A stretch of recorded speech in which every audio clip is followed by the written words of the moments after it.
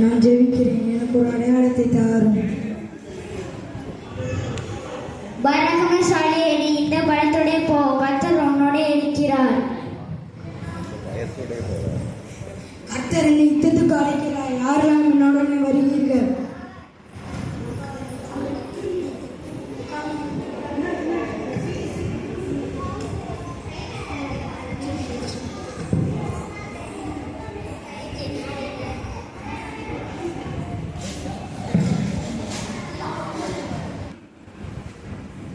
அதோ இருக்கார்கள், பாருங்கள், எக்காலத்தை ஊதுங்கள், பானைகளை உடையுங்கள்.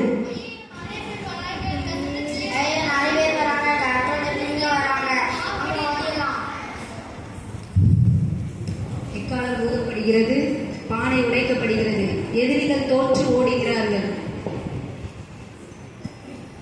பட்டயம், கிதியோனுடைய பட்டயம். அதோ இருக்கார்கள், பாருங்கள், எக்காலத்தை ஊதுங்கள், பானைகளை உடையுங்கள்.